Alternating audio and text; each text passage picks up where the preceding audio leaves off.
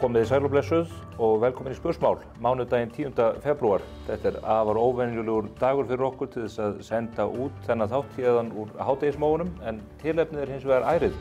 Á föstudagskvöldið síðasta tilkynnti Einar Þorsteinsson, borgarstjóri og borgarfulltrúi Framsóknarflokksins, að hann hefði fyrir hönd flokksins slitið meirihluta samstarfi sem í gildi hefur verið frá síðustu kosningum árið 2022. Og það ekki ofsögum sagt að það sé allt í háa loft í borginni þessa dagana, þessa stundina, og við ætlum að reyna að draga upp mynd af því sem hér að gerast næstu mínúturnar. Ég fengið hingað til mín þá Gísla Frey Valþórsson sem stýrir hlaðvarpinu Þjóðmál og Björn Ingar Hrafnsson sem öllum hnútum kunnugur, bæði innan Framsóknarflokksins og borgarinnar, því að hann var oddviti þess ágæta flokks í borginni fyrir áratugum síðan. Þegar hafa farið yfir stöðuna hér næstu mínúturnar með mér, þá mun Hildur Björnsdóttir, oddviti Sjálfstæðisflokksins, fara yfir stöðuna. Hún með stærsta flokkinn innan borgarinnar eftir kosningarnar 2022 og ég ætla að ræða við hana það hvernig þetta blasir við henni og hvaða möguleikar sé í stöðunni til þess að ná upp starfhæfum meirihluta í borgarstjórn þar sem eftir líður að kjörtímabilinu. Sælir og blessaðir, báðir tveir. Byrja á þér, Björn. Hvað blasir við okkur þessa stundina? Já, þetta mjög áhugavert. Fyrir helgi, það var búið að kvisast út svona undanfarna vikur og það stæði tæft þetta samstarf í borgarstjórn og greinilegt að það komið mikil þreyta í þetta og það sem kannski hefur alveg blasað við það að allt frá kosningum þá lofaði Einar Þorsteinsson og Framsóknarflokkurinn breytingum. Stóð síðan frammi fyrir því svona vali í rauninni að ganga til liðs við fallin meirihluta og ná ekki fram þessum breytingum sem hann lofaði. Var það útilokað alveg frá því að hann ákvaða að endurreisa fallin meirihluta? Já, ég held að það hefði kannski svona verið eitt síðasta snilldarbragð Dags B. Eggertssonar í borgarpólitíkinni að koma því þannig fyrir að Sjálfstæðisflokkurinn gæti ekki myndað með Einari meirihluta vegna þess að allir aðrir flokkar útilokuðu það og við sjáum að það að gerast svolítið aftur og þetta eitthvað sem að borgarlegi vængurinn, hægri vængurinn þarf að velta fyrir sér að algjörlega óháð í rauninni niðurstöðum kosninga að þá útiloka menn samstarfi tiltekna aðila og það gerir það verkum að nú allt í rauninni bara í pattstöðu og greinilegt að það sem var búið að teiknast upp á föstudaginn, nýr meirihluti Sjálfstæðisflokks, Framsóknarflokks, Fólksins og Viðreisnar, að það hefur nötrað allt á stjórnarheimilinu helgina og nýr forsætisráðherra hefur spurt Ingu Sæland hvað væri eiginlega að frétta vegna þess að það verður algjör uppeyja og þetta komst aldrei lengra. Það fundurinn í stjórnarráðinu sem breytir stöðun? Ég held að það hafi verið margir fundir. Það fer ekkert á milli mála að þau tíðindi bárust á föstudaginn að Helga Þórðardóttir sem að taka við oddvitahlutverki Flokks fólksins, hún var með baklandi í lagi og hún var búin að fá grænt ljós á að taka þátt í þessum viðræðum. Hún að taka við á Kolbrúnu Baldursdóttur sem að fara orðin þingmaður. En daginn eftir þá komið allt annað hljóð í strokkin og það greinilega fór allt í gang til þess að tala þennan möguleika út á borðinu. Það skal nú tekið fram að Helga, hún systir Sigurjóns Þórðarsonar í Flokki fólksins. Vinnar þíns. Já, okkar og þjóðarinnar. Gísli, hvað blasir við svona eftir því sem að þú horfir yfir þetta svið núna? Það sem þetta magnað að sjá í þessu að, eins og Björn Ingi var að benda á, að Einar fer inn í þennan meirihluta, bjargar föllum meirihluta. Við skulum ekki gleyma því að meirihlutin í borginni féll í síðustu tvennum kosningum, 2022 og 2018, en alltaf náðu þeir að koma tilbaka með því að bæta við flokki, síðast Framsóknarflokki. Og Einar auðvitað boðar þessar breytingar sem að tala mikið um í kosningabaráttunni sem urðu síðan ekki að veruleika. Það auðvitað að koma núna kannski upp á yfirborðið þetta stjórnleysi innan borgarinnar. Við vitum hvernig annað í borginni. Reksturinn í mólum, leikskólamálum ekki sinnt, samgöngumálin ekki að þróast, íbúðamálin eins og þau eru. Þannig að þessi stóru mál sem að borgarbúar hafa kannski svolítið liði fyrir að þau einhvern veginn eru þá sett til hliðar en síðan það að gerast núna að stjórnmálin sjálf eru komin í klessu, bara svo það sé orðabein. Það náttúrulega þetta mál með flugvöllin. Við bara fáum fréttir af því að það ekki hægt að sinna sjúkraflugi utan á landið. Það fárveikt fólk út á landið sem kemst ekki til borgarinnar vegna þess að meirihlutin í borginni hefur komið í veg fyrir að einhver barrtré í Öskjuhlíð séu felld. Það virðist ekki hreyfa við neinum. Hjálmar Sveinsson og þetta fólk, það virðist bara vera alveg í ronni með það þó að ekki sé hægt að koma þessu fólki á Landspítalann. Eins og það hafa verið bara síðustu ár hvað þetta mál varðar, til dæmis. Og flugvöllurinn hefur þetta þróast með þessum hætti. Umræðan flugvöllur, við vitum hvernig hún er. Hún er öll að þessu yfirleiti sem að núverandi meirihluti hefur sýnt bæði borgarbúum og síðan landsbyggðin allir, af því að Reykjavíkurflugvöllur þjónar allir landsbyggðinni, skulum ekki gleyma því. Hvort sem að borgarfulltrúum í Reykjavík líka það betur eða verr. Og vantarlega hefur ég gef með það Einar Þorsteinsson hafi fengið örugglega nokkuð símtöl á landsbyggðinni síðustu daga út af þessu. Það eru fleiri framsóknarmenn þar heldur en í borginni. Líklega. Er það málið sem að fyllir mælinn eða er þetta tylliást, er þetta einhver hönnuð atburðarás eins og ykkur vilja halda fram, sérstaklega á vinstri vann? Já, sko, nei, ég held að þetta sé ekki tylliástæða, ég held að þetta sé raunverulegt vandamál. Ég búinn að heyra í flugmönnum sem segja mér bara að þetta sé raunverulegt vandamál. Og það búið að tala þetta lengi, það búið að vara við þessu, en hins vegar held ég að þetta hafi líka verið einhvers konar kort sem fyllti mælinn. En það má líka benda á að það var töluvert kjaftað það síðustu daga að Samfylkingin væri alltaf eins og velta fyrir sér að sprengja meirihlutann.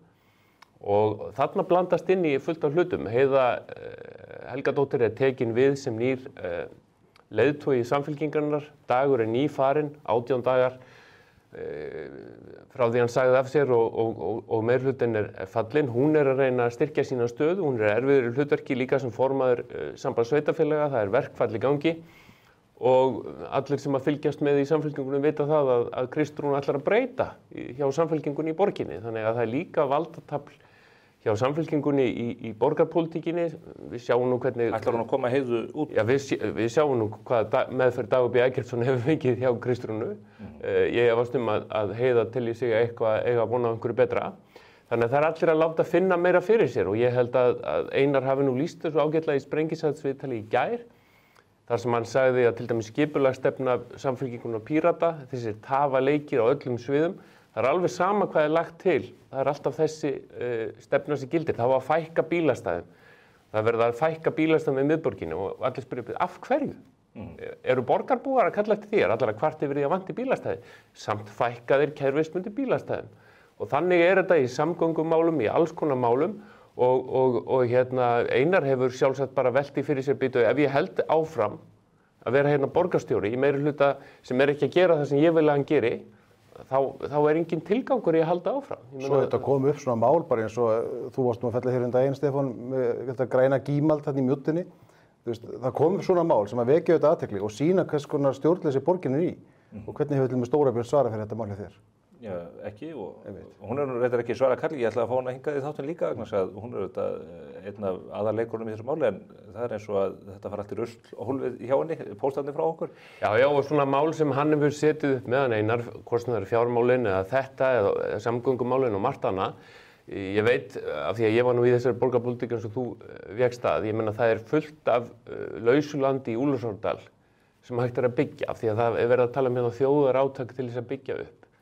En þessi mantra í vinstrinu hjá Pírötum og Samfylkingunni það að þétta bara byggð í kringum 101 og nánast ekkert nema það. Og í ofanulega það tilkynir Einar eða meirihluti núna þegar næstu því tvöfalda gatnagerðargjöld á sérstaklega íbúðir sem unga fólki þarf að komast í. Þetta nú ekki mjög svona beysið sem að þau eru að leggja borð fyrir kjósendur núna örfáum misserum fyrir kosningar.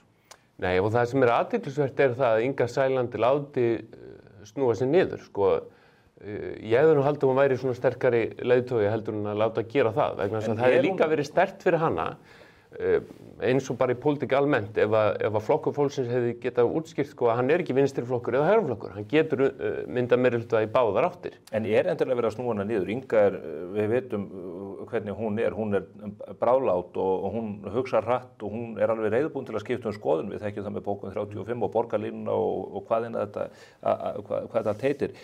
Getur ekki verið hún hafi bara vaknað í daginn og sagt, heyrðu, þessi sjálfstæðismenn eru búin að gera mig lífið leitt hérna eftir að ég kom inn í ríkisstjórnina. Nú ætla ég að hefna mín. Já, það getur vel verið. Þetta ekki bara hefndaraðgerð? En það kannski þá bara segir allt það að forsætisráðherra nýi að fara að halda stefnuræðu sína í kvöld, vonum seinna, og að það sé búið að hrikta þannig í ríkisstjórninni að hún hafi verið tæp helgina áður en að forsætisráðherra náði einu sinni að halda sína stefnuræðu. Heldur að stjórnin hafi verið tæp? Já, ég held það sé ekki spurning. Hvernig þá? Ég hef forvitin að vita það. Ég held að Samfylkingin hafi gert Ingu Sæland það ljóst að ríkisstjórnin sé búin að vera í vörn undanfarna vikur út af málefnum tengdum Flokki fólksins og einstökum fulltrúum. Fjármálaráðherrann er búin að vera með þá heitu kartöflu að þurfa nánast að ákveða það hvort að flokkurinn getur lifað eða ekki. Og þakkirna séu það að mynda meirihluta með sjálfstæðismenn með borgarstjórn. Henda Samfylking út. Já. Það er þetta mjög skrítið samt ef að borgarmálin snúast alltaf um það hverjir get ekki unnið saman. Það er einhvern veginn, þú veist, það er allt kapp lagt á það. Við sáum það helgina af ummælum einstakra borgarfulltrúa það hverjum það ætli ekki verða með. Og hvers konar brýri þetta verið hjá Einari að slíta þessu meirihluta. Hér hefði allt verið bara í himnalægi sem þetta var ekki og allir vissu. Og einhvern veginn snúast umræðurnar meira það hverjir get ekki unnið saman heldur hverjir getur unnið saman. Það verður náttúrulega ekki kosið fyrir næsta ári, það þarf að mynda eitthvað meirihluta. Já, það er ekki hægt að kjósa það, þetta er ekki eins og sem haldað með þingið. Eitt varðandi Helgu Þórðardóttur sem kemur núna nýr inn sem oddviti Flokks fólksins. Getur verið að það sé púslið í þessari mynd sem að menn eru eitthvað að vanmeta? Nú er það alkunna að Kolbrún sem er farin inn á þing, hún var mjög einangur inn í borgarstjórninni og margir sem að töldu ekki mögulegt að vinna með henni í meirihlutasamstarfi. Nú þegar Helga Þórðardóttir kemur sem að fer víst mjög gott orð af, ég hef nú aldrei talað við hana en maður heyrir það að fólki sem að hefur komið að samstarfi við hana, þetta sé yfirvegu manneskja og sem að horfi á málin kalt og yfirvegað, að þá sjáum við bara kosti á fleiri stjórnarmynstrum heldur en sem er vantilega það sem Einar var að horfa til þegar hann ég veit ekki, var það Einar sem boðaði til þessara meirihluta viðræðna á föstudaginn með Sjálfstæðisflokki, Viðreisn og Flokki fólksins. Hver sem hafði frumkvæðið því, það skiptir ekki máli en hún allan var hluti af því og menn horfðu þá til þess að vinna með henni. Jú, maður heyrir þetta sama, maður heyrir þær lýsingar að hún sé ekki með skap bróður síns, þannig að svo myndst það á þenni. Þannig að það er þó vantilega kostur og eitthvað sem hægt er að nota. En nú hefur hann, Sigurjón, svo að það sé líka tekinn þessu öfnu, farið mjög þungum orðum Sjálfstæðisflokkinn og reynda þennan miðil hér svo að gengið hefur alveg fram að fólki. Ætli hann sé að blanda sér í þetta? Ég efast ekki að systkinin tali saman. Það er greinlegt þegar er sagt að Einar hafi einhvern veginn misreiknað sig, ég held að segja ekki þannig. Ég meina hann var komin með vilyrði frá þessum flokkum samstarf á föstudagskvöldi. Það bara liggur fyrir. Þau áttu fund og það stóð til að vinna saman. Síðan bara fer allt í gang innan Samfylkingarinnar og Flokks fólksins auðvitað og fólk mátar sig við þessa tilhugsun og það greinilega gekk ekki upp. Það hins vegar sýnir bara hvað taugarnar eru þandar í þessu og í rauninni hversu mikil völd og áhrif Flokkur fólksins er farin að vera. Hann er farin að hóta hérna fjölmiðlum eins og þú nefnir, hann er farin að hóta hinn og þessu og stjórnarsamstarfið og jafnvel borgarpólitíkin núna er þá bara undir því komið í hvaða skapi Inga Sæland er hverju sinni og það er bara forvitnilegt að fylgjast með því. Það sem er alltaf undarlegt í þessu er það, ef maður ekki gleyma, það eru 23 borgarfulltrúar, þeir eru alltaf allt of margir utan það En það er þannig að þeir sem eru þá 1 eða 2 í flokki, það er 1 fulltrúi frá Viðreisn, það er 1 frá Flokki fólksins, það er 2 frá sósíalistum, 1 frá Vinstri grænum. Þetta fólk hefur í þessu tilviki rosalega mikil völd. Og hvernig geta menn púsla þessu saman núna? Er ekki rétt sem að við spurjum að í frétt á Morgunblaði á MBL núna rétt áðan, er ekki Sjálfstæðisflokkurinn bara konið sjálfheld út af þessu? Er ekki útilokað að hann verði í meirihluta fram að kosningum? Já, annarkvort er hann í sjálfheldu eða kjörstöðu, af því að það hinn möguleikin er að mynda einhvers konar rosalega vinstriblokk, einhver sem kallar þetta Frankenstein meirihluta, bara púsla saman öllum þessum spilum, sauma þetta saman. Þú fær alveg vatn í munni við þá tilhugsun. Já, ég meina það er þá sósíalistar, VG, Viðreisn, Samfylking, Píratar og Flokkur fólksins. Já, það sem ég held að... Það er möguleikinn. Já, ég meina þetta er alveg rétt og ég held bara að nú þurfi nokkrir dagar að líða. Það er greinilegt að það fóru margir á taugum. Verkefnið er samt algjörlega klárt. Það þarf að mynda meirihluta. Það þarf að klára þetta kjörtímabil. Og það væri nú þó aldrei ef að niðurstaðan yrði sú að Samfylkingin og Sjálfstæðisflokkurinn þurfi að mynda meirihluta saman með þriðja flokki, hvort sem það er Framsókn eða einhver annar. En strandar það ekki bara á trjáklippingunum í Öskjuhlíð? Jú, en verkefnið er bara skýrt. Ef það tekst ekki að mynda hérna meirihluta, það þarf að mynda meirihluta einstök mál og síðan þegar að ríkið er sest þá er það verkefni.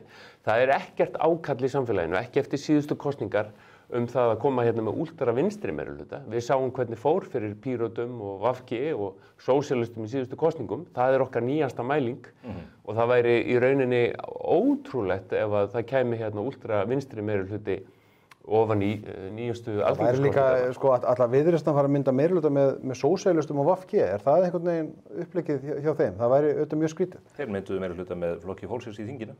Já, já. Það hefði verið snjallt hjá Ingu Sæland að nýta þetta tækifæri til að sýna að Flokkur fólksins geti unnið í báðar áttir, en ekki bara það. Heldur af því að hún núna félagsmálaráðherra og ætlar að koma hérna með þjóðarátak með Ragnari Þór uppbyggingu húsnæðis. Ef að Flokkur fólksins hefði verið í lykilstöðu í borginni líka og hún ríkisstjórn, þá hefðu virkilega geta látið til sín taka. Þau fara allavega ekki í þjóðarátak í húsbyggingum með tvöföldum gatnagerðargjalda eins og stefnir í borginni nú. Það sem að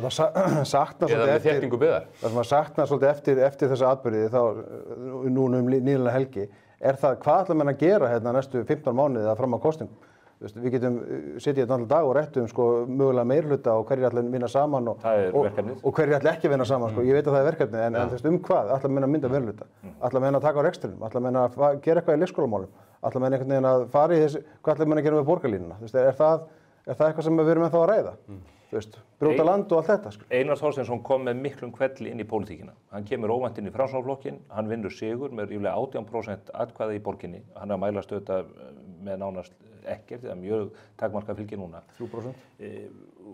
Hver er hans staða? Eru dagar hans taldir í pólitík eftir þessa skömmu viðvöru í Ráðhúsinu?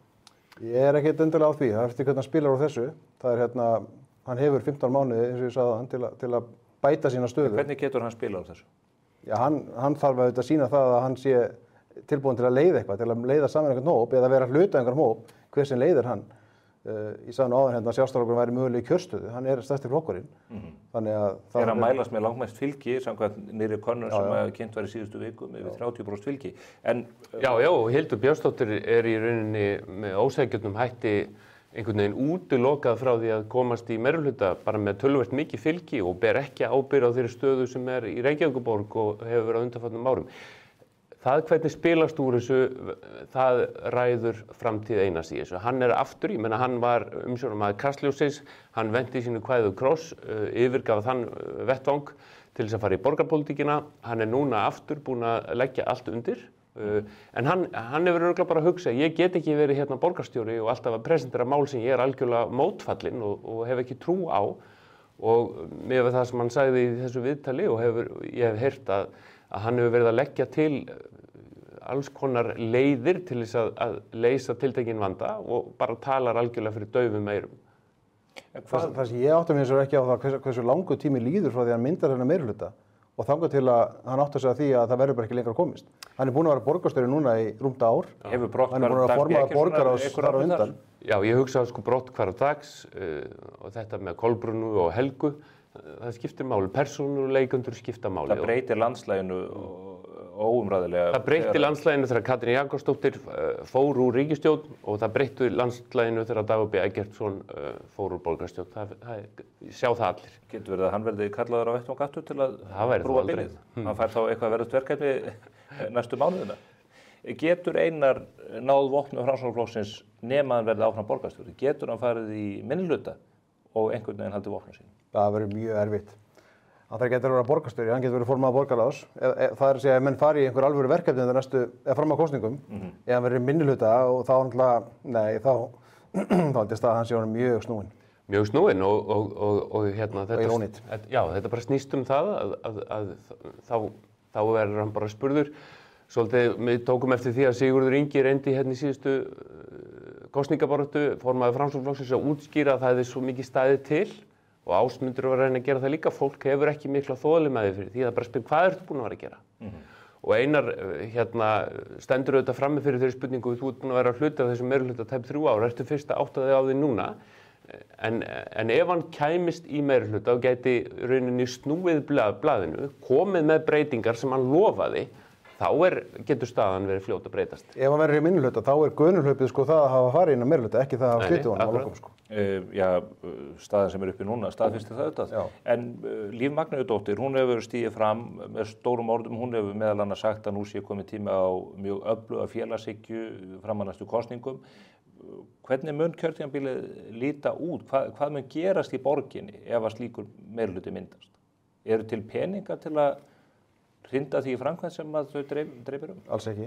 Þú talar hérna áðan hækkun gatnagerðargjalda, það bara því að borginni vantar pening, það vantar bara lausafé í rauninni og borgin rekin núna yfirdrætti, það verið að sækja hér lán til Evrópska þróunarbankans og til að nota bara í rekstur, þannig að borgin í miklum fjárhagsvandræðum búin að vera síðustu ár, alveg saman hversu mikið Dagur B og fleiri hafa neitað fyrir það, að þá bara borgin í lausafjárvanda.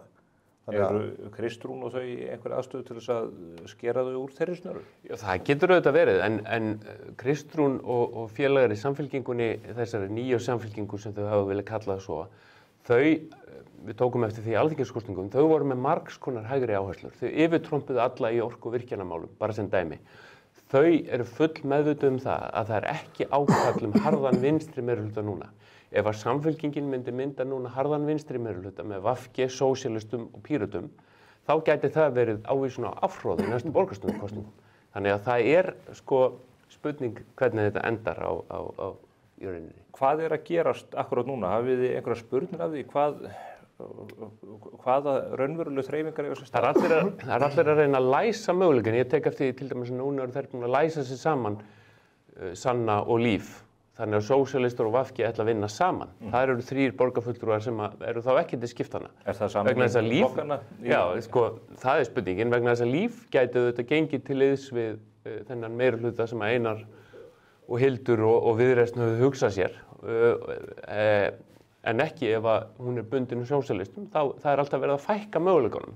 Ég held að þetta fólk átti sig ekki á því að verkefnið þeirra núna er að fjölga möguleikunum og leysa þetta. Ég held að landsmenn eða borgarbúar hafa engan áhuga á einhverju drama hér í margar vikur úr borgarpólitíkinni. Ekki þegar verkefnin eru svona brýn. Það sem getur orðið snúið það að vera með þess að 3 ríkisstjórnarflokka, Samfylkingu, Viðreisn og Flokk fólksins, og það er mjög ólíklegt að þeir 3 verði saman í meirihluta. Þannig að einhver aðeins verður skilin eftir.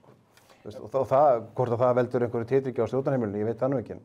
Auðvitað getur það gert það, þetta er stærsta sveitarfélagið og miklu hagsmunir undir og getur haft áhrif á stefnu ríkisstjórnarinnar einmitt út frá lóðamálum, lóðaskorti eða húsbyggingar. Ég er ekki viss að þú talar þetta nýju samfylkingur aðan og Kristrúnu Vill hún að fá rekstur borgarinnar, vill hún að umræðan hans smítist yfir á ríkið? Já, ég meina það nú er þau farin að reka ríkið sem vilja vantilega gera allt öðruvísi en Dagur B hefur rekið borgina. Hún hefur lagt mjög mikið á sig eins og allir hafa séð til þess að fjarlægja sig degi, jafnvel þannig að hún í rauninni gekk allt of langt í því þannig að hann fékk samúð. En spurningin hvernig þetta spilast núna, það er ómögulegt að segja. Dagur er ekkert hættur að fylgjast með pólitík, Já, hann hefur mikil áhrif inn í stjórnkerfi Reykjavíkur eins og við vitum. Ef að það verður myndaður meirihluti til vinstri núna, hver er í sterkustu stöðunni þar? Af því að það er auðvitað misvægi milli flokkana. Samfylkingin er með 5 fulltrúa, eins og við nefndum Viðreisn með öll þau völd sem að Þórdís Lóa hefur fengið 1 fulltrúa. Sanna Magdalena, getur verið að hún sé næsti borgarstjóri í Reykjavík? Það ekki með 2 fulltrúa? Það er með 2, já. Ég meina, 7,7% í ef þetta verður harður vinstri meirihluti, þá gæti það verið bara upplagður kostur og í einhverjum könnunum hefur hún skorað í vinsældum, en það væri mikil áhætta fyrir samfylkinguna að taka þátt í slíkum meirihluta. Að fá Gunnar Smára inn á gafli í Ráðhúsinu? Já, það er. Sló þá þagna mannskapinn. Hvað tekur þetta langan tíma? Nú efnum við til þess að auka þáttar að því að þetta gerist á föstudegi, það hefur hvorki gengið niður rekið helgina. Það er verkfall í gangi sem að hjá kennurum sem að setur strikið reikninginn fyrir Heiðu Björk og fleiri. Mun þetta skýrast á næstu dögum eða getur þetta tekið vikur að greiða úr þessu? Bara hvort tveggja, þetta getur tekið mjög stuttan tíma að þessi vinstri meirihluti verði til. Eða að vandamáli bara stækki með því að það sjáu allir hvað verkefnið er, en það þurfi bara ákveðin aðdraganda og ákveðna daga til þess að líða, til þess að fólk rói sig þess. Mér finnst að Hildur hafa til dæmis komið svona svolítið skörulega fram í þessu og bara haldið yfirvegun og ég held að því fleiri sem gera það, því meiri líkur er á því að sé hægt að leysa þetta með því að mynda starfhæfan meirihluta. Maður séð að hún er ekki með stóra yfirlýsingar menn og málefni í þessu. Ekki fyrir núna á eftir þegar hún kemur tíma. Þú kannski æsir ykkur upp í henni með það. Setur þetta, eða var bara þetta skugga á stefnuröðu forsætisráðherrans sem átti að flytja í síðustu viku en rauð veðurviðvörur komið með fyrir? Klárlega. Já, það gerir það. Og bara á stjórnarsamstarfið. Og kemur ofan í fjölmarga aðra hluti sem hafa gert það, sem að ég hugsa að Kristrún sé ekkert ánægð með vegna þess að hún er að mörgu leyti sannarlega ekkert vandamál þessar ríkisstjórnar. Hún er með búin að vera að gera ágætis hluti, kalla eftir hagræðingartillögum og svo framvegis, en vandamálin eru annars staðar, en það var líka varað við að vandamálin eru annars staðar og það hefur bara raungerst, bara töluvert hraðar heldur en við gerum ráð fyrir. Eðlilegt að forsætisráðherra sé með puttana í þessum málum í borginni? Hún jú formaður eins flokksins sem að þarna á hlutamáli. Já, einhverju hluti það eðlilegt að formennirnir skiptir sér af saman hvort þeir séu ráðherrar eða ekki og ég meina ég ekki viss að formennir geti sagt fólki fyrir verkum eins og kannski Inga gerði helgina. Ég heldur að Inga hyggi ekki það. Þannig að sístu öllu. Svo verður það vantilega bara mismöndin að flokka hvernig kúltúrin þar, hvort það sé. Ég ekki viss að Bjarni Benediktsson sem ennþá starfandi formaður Sjálfstæðisflokksins sé að skipa Hildi Björnsdóttur fyrir verkum. Hann var ekki þekktur fyrir það allavega. Nei. Þakk kærlega fyrir komuna, Björn Ingi Hrafnsson og Gísli Freyr Valdimarsson að bregðast við með skömmu 4 ára. Hlutirnir gerast hratt í pólitíkinni og ég veit að þið verðið með augun allavega annað augað á þinginu í kvöld. Já. Hér eftir örskamma stund Hildur Björnsdóttir, oddviti Sjálfstæðisflokksins í borgarstjórn. Stórar yfirlýsingar eða ekki, það kemur í ljós. GLC frá Mercedes-Benz klár í hvað sem Komdu og reynsláttu. Askja. Ég heiti Maja Ben. Ég búin að velja mína uppáhaldsliti fyrir árið 2025 til að hjálpa þér að skapa hið fullkomna rými. Paulsen skiptur bílrúður. Fagleg og vönduð vinnubrögð. Bókaðu tíma á paulsen.is. Væntanlegt í sjónvarp Símans Premium. Mamma, hún í himnaríki? Hvað heldur þú? Hvar varstu? Hvað það gefið ski? Ekki gerð það, skrifaðu bara undir. Elskar mig. Nei, hlustaðu á mig. Miðillinn var að birta heimilisfangið ykkar. Drífið ykkur út baktra megin og feilið ykkur á leiðinni. Við verðum að upplýsa almenning í landinu.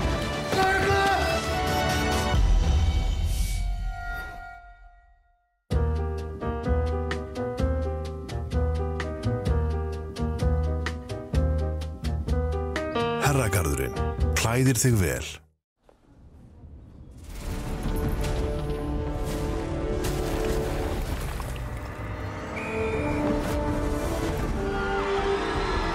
Hvern langar þig að hitta í dag? Pennin Eymundsson. Komdu og reynslaktu glænýjum Toyota Land Cruiser 250 hjá viðurkenndum söluaðilum. Toyota. Förum lengra. Komið sælað nýjum, þeir eru farnir frá okkur Gísli Freyr Valdimarsson og Björn Ingi Hrafnsson en hingað komin Hildur Björnsdóttir sem oddviti Sjálfstæðisflokksins í borgarstjórn. Hún fer fyrir stærsta flokknum sem vann kosningasigur síðast með tæplega 25% stærstur flokka en hefur þó setið minnihluta eftir að Dagur B. Eggertsson og Einar Þorsteinsson mynduðu þann meirihluta sem nú sprungin í loft upp. Velkomin Hildur. Takk fyrir. Ég reyndi nú að fá borgarstjóran hérna líka og Dóri Björt og Heiðu Björk en menn halda mjög að sér höndum, kannski eðlimann samkvæmt. En mér langar bara til að spyrja hver staðan? Sko staðan mjög snúin og kannski snúnari en margir gerðu sér grein fyrir alveg í upphafi. Og maður tók eftir því, þetta ber svolítið brátt að, þó að maður hafi getið sér til að þessi meirihluti myndi springa. Ég hélt að myndi kannski gerast helgina. Við vissum að við höfum frétt af því að meirihlutaflokkarnir oddvitar þeirra ætluðu að hittast á laugardeginum og ræða svona sín ágreiningsmál og reyna að leysa úr þeim og það var auðvitað allt eins líklegt að það myndi takast en það var líka allt eins líklegt að það myndi ekki ganga upp. Að þetta hafi gerst á föstudagskvöldi var mjög óvænt og ég held að við komið okkur öllum mjög að óvörum, jafnvel meirihlutaflokkunum líka. Af hverju beið Einar ekki fram á laugardagsfundinn? Það bara góð spurning og ég get ekki alveg svarað því. Það voru komnar miklar sögursagnir út í umræðuna á föstudeginum. Ég fæ símtöl úr mörgum áttum að það sé byrjað að mynda vinstri meirihluta. Annað fólk fær símtöl að ég sé farin að mynda meirihluta með Samfylkingu og við ætlum okkur að ráða borgarstjóra. Það var alls konar bara fráleitar sögur á kreiki. Það var auðvitað ekkert slíkt þegar uppi staðið í gangi. Þannig að ég hugsa að það hafi svolítið flýtt atburðarásinni. Þessar sögursagnir og viðskiptablaðið skrifar líka frétt að viðræður séu hafnar milli Sjálfstæðisflokks og Framsóknarflokks og ég held að þetta hreyfi svolítið við málum. Ég get mér til það. Og borgarstjóri hafi viljað bara vera fyrir til þá? Já, það kann að vera. En þetta þarna í vikunni áður þetta gerist, þá eru mikla væringar í Ráðhúsinu. Það borgarstjórnarfundur og það gert hlé á fundi og það einhvern veginn virðist allt vera að hlaupa nokkur hratt í kekki. Já, það hefur verið ákveðin atburðarás í gangi tengd Reykjavíkurflugvelli og trjáfellingum í Öskjuhlíð. Og það eru auðvitað ákveðin birtingamynd af bara fíflagangi sem hefur verið í gangi í Ráðhúsinu lengri hríð, þar sem fólk að láta flugvallapólitík þvælast fyrir almennri skynsemi. Og upp komin svo staða á þessum tímapunkti að Samgöngustofa og Isavia fara fram á trjágrisjun í Öskjuhlíð og vara við að ef það verði ekki gert innan ákveðina fresta þá þurfa að loka annarri flugbrautinni á Reykjavíkurflugvelli. Sem nú hefur verið gert. Sem nú hefur verið gert og upp komin svo alvarlega staða. Og sjúkraflug í uppnámi. Sjúkraflug í uppnámi og innanlandsflug líka. Og þetta auðvitað bara afleiðing af mikilli óskynsemi að mínu mati. Og við í rauninni til að bregðast við stöðunni sem upp á komin og við vissum að það væri fyrirsjáanlegt að þessari flugbraut yrði lokað óhjákvæmilega á næstu dögum, þá leggjum við það til á borgarstjórnarfundi við sjálfstæðismenn að Reykjavíkurflugvöllur verði festur í sessi í aðalskipulagi útskipulagstímabilið. Það til 2040. Aðalskipulagið í dag að óbreyttu gerir ráð fyrir því að flugvöllurinn fari 2032. En fyrir því ákveðin forsenda og hún svo að Hvassahraun sé áleitlegu kostur. Núna auðvitað algjörlega breyttar forsendur í þeim efnum. Hvassahraun auðvitað ekki áleitlegu kostur lengur. Það eru eldsumbrot á Reykjanesskaga sem við getum verið að horfa á eldsumbrota tímabil næstu árhundruðin. Þannig að það alveg augljóst að hann ekki á förum á næstu 7 árum í Hvassahraun. Þannig að við leggjum þarna til bara skynsamlega nálgun á málinu að við horfumst í augu við raunveruleikann og við festum hann þarna í sessi. Fyrir því eru margvísleg rök. Auðvitað fyrst og fremst rökin, annars vegar rökin að tryggja flugöryggi og rekstraröryggi á þessu stóra atvinnusvæði í Reykjavík. En líka horfast í augu við það að áætlanir borgarinnar gera ráð fyrir að til 2040 á næstu 15 árum muni 7.500 íbúðir byggjast upp á flugvallarsvæðinu. Og vegna þess að þau eru ennþá með væntingar það, mjög óraunhæfar væntingar, að þá erum við ekki að skipuleggja þessar nauðsynlegu 7.500 íbúðir á raunhæfum stöðum. Annars staðar. Annars staðar. Þannig að við vorum samhliða að leggja til að þegar flugvöllurinn væri festur í sessi, þá þurftum að fara að brjóta nýtt land og skipuleggja hvað þessar 7.500 íbúðir skyldu byggðar. Hugsa út fyrir Vatnsmýrina því hún föst undir flugvöllurinn allavega þennan tíma. Akkurat. Og það bara skynsemismatið og raunsæismatið á stöðunni eins og hún alveg óháð því hvort að fólk vilji friðlýsa flugvöllinn eða koma honum burt hið fyrsta. En þannig að ég skilji það bara rétt, einstaklingar innan borgarstjórnarinnar sem eru sáttir við að það sé búið að loka þessari flugbraut jafnvel þó það hafi áhrif á sjúkraflugið til og frá Landspítalanum sem þjóðarsjúkrahús okkar allra? Ég hef grunnsendur það. Vegna þess að ef það væri ríkur vilji til að leysa þetta mál, þá væri búið að leysa þetta mál. Og við leggjum þessa tillögu fram í borgarstjórn og hún reynist meira hlutanum augljóslega mjög erfið. Ofviða. Framsóknarmenn stíga fram hver á fætur öðrum og styðja tillöguna. Eins og meira hlutin hefur gert allt kjörtímabilið þegar upp koma erfið mál frá okkur sjálfstæðismönnum yfirleitt að þá vísa þau málunum í nefnd í stað þess að afgreiða þau á fundunum vegna þess að það augljós pólitísk ósamstaða. Og þau gera það í þessu tilviki. Þau kalla fundarhlé sem var augljóslega mjög dramatískt. Við áttuðum okkur ekki alveg á hvað þetta fundarhlé snerist fyrir en eftir á en það stóð lengur en upphaflega það var beðið 5 mínútna fundarhlé, þetta var örugglega hálftími eða svo og mér skilst að hafi verið mjög dramatískt. Og þetta svona upptakturinn af þessari atburðarás. Svo fer borgarstjóri í viðtal í Dagmálum, hann segir hrikta í stóðum meirihlutans og svona bara heldur þetta áfram næstu daga. Þannig ég get ekki sagt að það hafi komið mér á óvart hvernig fór, en það kom mér á óvart að það skildi gerast á föstudagskvöldi. Geturðu lýst fyrir mér bara svona eiginlega í tímalínu, hvernig berst það ykkur til eyrna að hann sé búinn að slíta meirihlutanum og hvað gerist á föstudagskvöldinu í kjölfarið? Ég sit á veitingahúsi með fjölskyldunum minni að borða pítsu.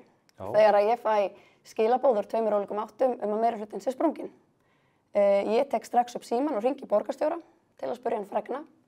Hann staðfestir þetta við mig og segist á leiði viðtal og fréttin komin á RÚV bara örugglega mínútu síðar. Og ég bara fer inn á salerni á þessum veitingastað til að hringja þessi helstu símtöl, hringja í Ragnhildi Öldu, kollega minn í Sjálfstæðisflokknum og upplýsa hana stöðuna og þarf auðvitað að tilkynna mínu fólki hvað hafi gerst. Þannig að það svona svolítið atburðarásinn og svo heyrir aftur Einar í mér og spyr hvort að ég sjái fyrir mér að koma til fundar í Ráðhúsinu með honum og Viðreisn og Flokki fólksins og ræða mögulegan meirihluta. Og ég reiðubúin til þess. Það það meirihluta mynstur sem ég sá fyrir mér að væri skynsamlegast strax að loknum kosningum. Það ennþá það mynstur sem ég finnst skynsamlegast. Þannig að ég mætti til þess fundar. Og hann haldinn á föstudagskvöldinu?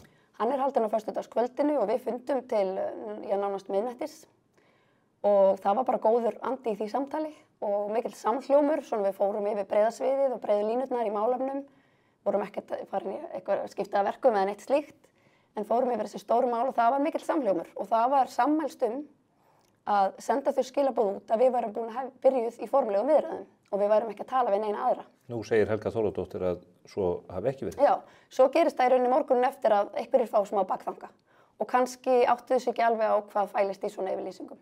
Þannig að það er svona aðeins dreigiland. Þannig að ég tók eftir að þetta kvöld þá grípur sig mikil geðshræring. Þetta er mjög óvænt og ég tek eftir að oddvitar margra flokka, jafnvel flestra flokka, stigu fram í fjölmiðlum og voru í sinni geðshræringu frammi fyrir öllum landsmönnum. Voru yfirlýsingaglaðir og sögðu hluti sem ég hugsaði sjá eftir í dag. Og það er skynsamlegt í svona aðstæðum, þó að þetta sé sannarlega, það grípur sig þessi geðshræring hjá öllum. Þetta er mjög óvænt atburðarás og svona merkilegt að hugsa til hennar eftir á einhvern veginn. Að vera yfirvegaður og vera rólegur og segja ekki of mikið.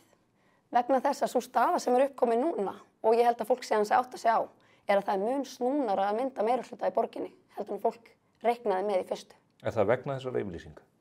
Meðal annars, já, meðal annars. Mér finnst ennþá augljósi kosturinn í stöðunni að Sjálfstæðisflokkur, Framsóknarflokkur, Viðreisnarflokkur fólksins myndi með sér meirihluta mikilvægu stóru verkefnin. Það er mikill samhljómur með þessum flokkum þau mikilvægu mál sem þarf að ráðast í á næstunni. Auðvitað er þetta ekki ákjósanleg staða til að fara inn í meirihluta. Auðvitað hefði ég frekar hugsað mér að við færum inn í meirihluta strax að loknum kosningum og hefðum heilt kjörtímabil til að vinna málum okkar brautagengi. En staðan er þessi og við þurfum bara að vinna með það. Ég er í þeirri stöðu að ég leiði stærsta flokkinn í borgarstjórn. Við fengum 25% fylgi tæplega í síðustu borgarstjórnarkosningum.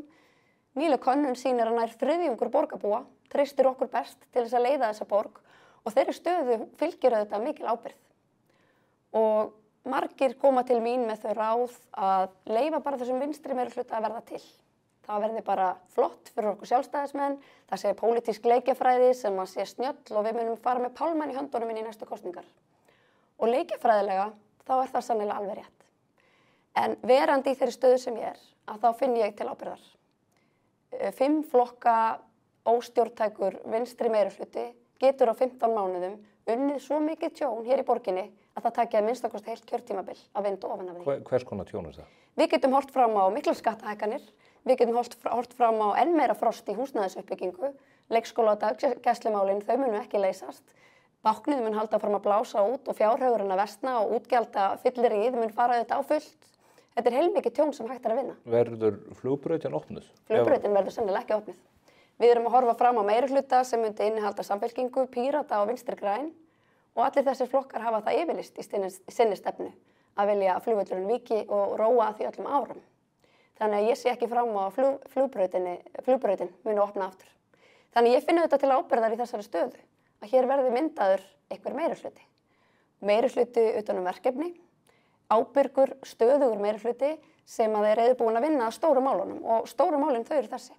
Það eru auðvitað fjárhag borgarinnar. Við verðum að ráðast að honum. Við verðum að ráðast hérna í niðurskurð. Það mun fela í sér uppsagnir og það verður sársaukafullt. Við þurfum að fara í skipulagsbreytingar, útvista verkefnum og selja eignir. Þetta eru stóru línurnar í fjármálum borgarinnar. Húsnæðismálin eru auðvitað líka risastór vinkill í þessu. Og mál sem að flokkur fólksins hefur sett mjög á oddinn og gæti náð miklum árangri í þessu meirihluta með okkur. En flokkur fólksins er búinn að útiloka samstarf og er það þá ekki tómt mál að tala um? Ég bara höfða til þeirra og við höfum starfað með þeim og átt farsælt samstarf með þeim í borgarstjórn síðustu 7 ár. Upprunalega með Kolbrúnu Baldursdóttur sem þá var oddviti og hefur verið oddviti lengst af. Og er komin inn á Alþingi núna? Hún er komin inn á Alþingi og það hefur verið samhljómur í okkar málflutningi. Við höfum staðið saman að mörgum tillögum og stutt tillögur hvers annars, flokkandi báðir tveir. Og ég hef alltaf séð fyrir mér að flokkur fólksins væri augljós samstarfsflokkur fyrir okkur í meirihluta í borginni. Og sér ekki síst hvað húsnæðismálin varðar, svo ég víki mér aðeins aftur á því. Vegna þess að hér eru þetta mikill húsnæðisskortur í landinu öllu en ekki síst í borginni. Hann hefur verið viðvarandi, uppsafnaður og hann er algjörlega fyrir siður til framtíðar. Og það er engin leið að leysa hann öðruvísi en að brjóta nýtt land. Heldur það að Inga Sæland hafi verið opin fyrir þessu til að byrja með? Heldur að Helga hafi átt samtöl við Ingu eða það alveg frá upphafi sem Inga spyrnum við fótum? Ég átta mig ekki algjörlega á þeirri atburðarás. Við upplifðum að Helga Þórðardóttir hefði umboð til að vera í viðræðum við okkur á föstudagskvöld og aftur á laugardag þegar viðræður héldu áfram. Þannig að atburðarásin sem fylgir í kjölfarið, hún kom okkur í opna skjöldu. Ekki síst vegna þess að við höfum átt í þessu góða samstarfi. Það hefur verið málefnalegur samhljómur með þessum flokkum. Ég myndi segja í 99% tilfella höfum verið sammála í borgarmálum og ég sé ekki forsendur fyrir því að flokkur fólksins fari inn í eitthvað félagshyggju, villta vinstri meirihlutann eða hvað við viljum kalla það, vegna þess að stóru baráttumálin þeirra, þau hafa snúið einmitt að húsnæðismálunum, samgöngumálunum og þessum málum sem að við sjálfstæðismenn höfum líka staðið fyrir. Þannig að það kann að vera að það geti verið skynsamlegt að leyfa vinstrinu að reyna sig, að finna út úr því hvort þau geti myndað þennan meirihluta. En ég ekkert viss að það gangi upp. Sjáum til. Hvað gerist núna? Þú ert augljóslega hér í viðtali, hinni fulltrúarnir á fundum út kaupin og hvappin og þú ert að taka samtöl. Hver eru næstu skref, bara allra næstu klukkustundir og sólarhringa? Já, það eru bara mörg samtöl í gangi, engar formlegar viðræður hafnar neins staðar, af mér vitandi. Ég held að það sé að renna upp fyrir mörgum að staðan er snúnari en þeir héldu í upphafi og að útilokunarleikir gangi kannski ekki upp. Og það er nú sagt að stjórnmálin séu list hins mögulega og þess áþreifanlega og hins næst besta og kannski þurfa einhverju flokkar að átta sig á því að þó þeir hafa útilokað eitthvað í fyrstu að þá þurfi þeirra endingu svolítið kannski að kyngja stoltinu og ég er reiðubúin til samtals og samstarfs með hverjum þeim flokki sem er til að vinna með okkur sjálfstæðismönnum á stóru málunum, fjármálum borgarinnar, húsnæðismálunum, leikskóla- og dagvistlumálum, samgöngumálum og auðvitað að koma aftur Reykjavíkurflugvelli í starfhæft horf. Hefurðu átt samtöl við Ingu Sæland? Ég hef rætt við Ingu Sæland, já. Hvað segir þú? Við áttum bara gott samtal, það var áður en að hún í rauninni stígur þetta skref, en ég hafði frétt að það veri hygg í henni og henni er svona illa við umfjöllun Morgunblaðsins til að mynda flokk fólksins og svona skrifar það á sjálfstæðisflokkinn og ég auðvitað, eins og ég sagði henni þá og get sagt nú, það hefur auðvitað ekkert með okkur að gera og við skiptum okkur auðvitað ekki af ritstjórn Morgunblaðsins og jafnvel þó við myndum reyna það, þá myndi það ekki hafa neinn áhrif og væri mjög óeðlilegt. Ég ítreka okkar góða samstarf sem við höfum átt og það hefur verið að vera með þeim hætti að eftir kosningar þá er styrkur sjálfstæðisflokks svo mikill en flokks fólksins svo lítill að þau áttu ekki einu sinni rétt á einu einasta nefndasæti í borgarkerfinu og við gáfum þeim eftir 2 nefndir í þá og góðra samvinnu og til þess að svona lyfta þeim upp og gefa þeim meiri tækifæri til að láta ljós sitt skína. Með þessum hætti hefur okkar samstarf verið og þess vegna koma þessar yfirlýsingar okkur auðvitað í svolítið opna skjöldu. Eru þau þá að launa eitthvað þennan greiða með ófyrirleitni? Nei, það eru bara alls konar tilfinningar uppi og atburðarásin var hröð og það greip sig þessi geðshræring sem ég tala og hún var víða. Og ég er raunar þeirra skoðunar að jafnvel flestir oddvitar hafi stigið inn í þessa atburðarás aðeins og bratt og það er nú þannig hjá stjórnmálamönnum. Getur þú nefnt dæmi um það?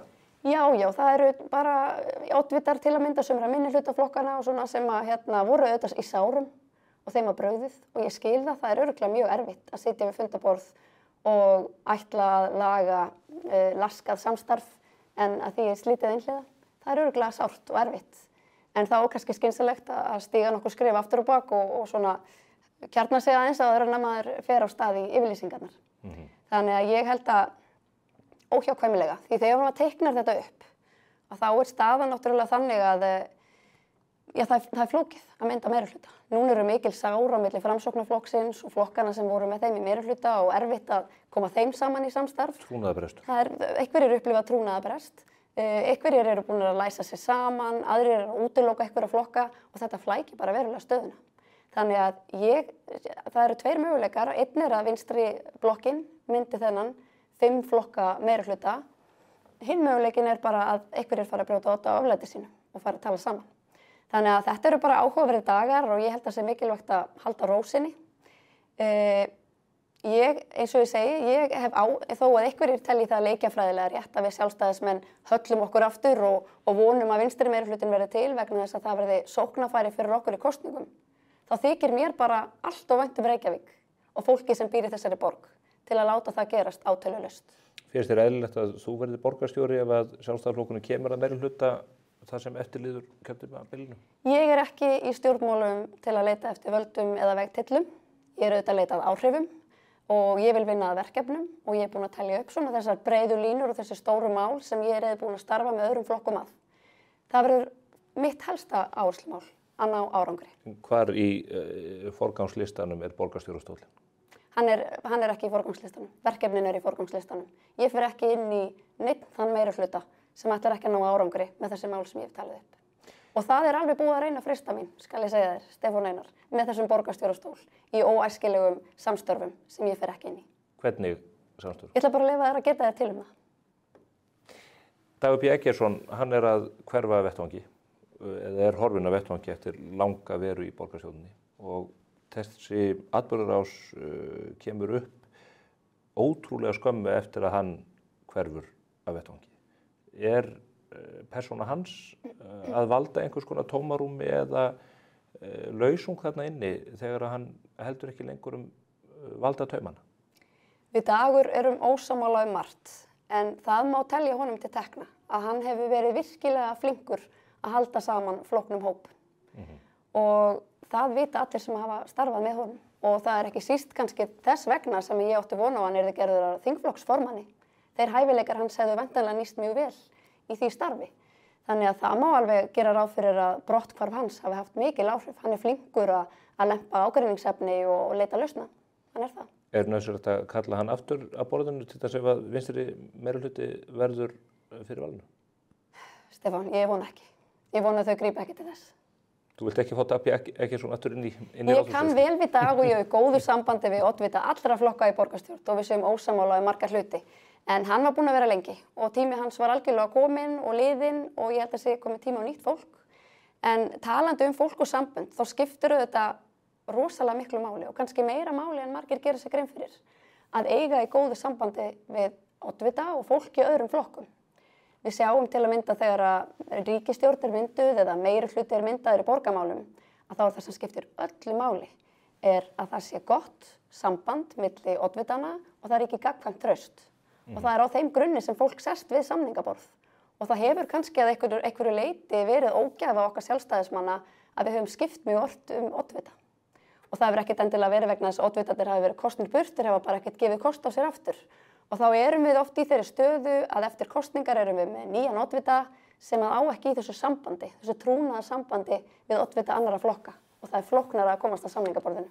Nú talandi oddvita og flokkana sjálfa, það er mikið skrafað það opinberlega að það sé ósamstæður hópur sem stendur að baki þér og það séu innherja átök ýmiss konar og ekki trúnaðar á milli manna.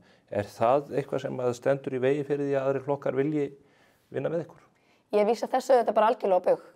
Ég er með stóran hóp að baki mér sem sýnir mér fullt traust í þeim viðræðum sem nú eru í gangi. Við höfum staðið meira og minna saman allt þetta kjörtímabil. Það hefur verið ein uppákoma sem hefur átt sér stað og hún átti sér stað í minni fjarveru sem var auðvitað vont. En að öðru leyti höfum við staðið saman og þetta er bara öflugur hópur með mikla reynslu bæði úr stjórnmálum og atvinnulífi og hann er klár í verkefnið sem er framöndan í borginni. Einar Þorsteinsson, hann myndar meirihlutann sem að þú vildir ekki þeirri myndaður. Nú er hann búinn að sprengja þetta, þú ert búinn að opna á viðræðu við hann. Á hann sér viðreisna von í þessu ástandi? Ert þú til í að styðja hann sem borgarstjóra áfram ef að ykkur tekst að nýta þessa hnúta? Það er enginn farin að tala hver á að vera borgarstjóri í einhverju mynstri. Ég vil bara tala verkefnin og leiða saman fólk og flokka sem eru reiðubúin í stóru og mikilvægu verkefnin. Hvort hann eigi sér viðreisnar von, ég held það alveg. Hann átti sér allavega ekki viðreisnar von í þeim meirihluta sem hann starfaði í. Hann lofaði kjósendum sínum breytingum og hann læstist inn í meirihluta þar sem engu var hægt að breyta. Og ég er í rauninni alveg hissa að þetta hafi ekki sprungið bara mun fyrr.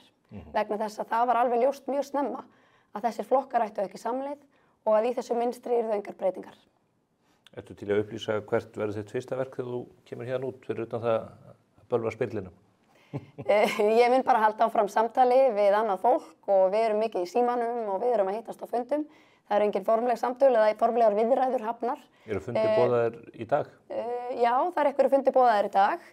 En við sjálfstæðismenn við leikum aldrei útilokunarleikinn og mér finnst í lagi að eiga samtal við alla. Ég geti auðvitað mjög illa séð fyrir mér að sjálfstæðisflokkur og sósíalistaflokkur vinni saman eða eitthvað slíkt. en ég var sannlega með góðu sambandi. Þannig að mér finnst bara eðlilegt að allir séu aðeins að tala saman og átta sig á stöðunni vegna þess að þó að við séum í skylmingum í borgarstjórnarsalnum og í kappræðum í fjölmiðlum, þá erum við fínir félagar við kaffivélina og í hádegishlíðinu. Þannig að það er eðlilegt að fólk sé bara að tala saman.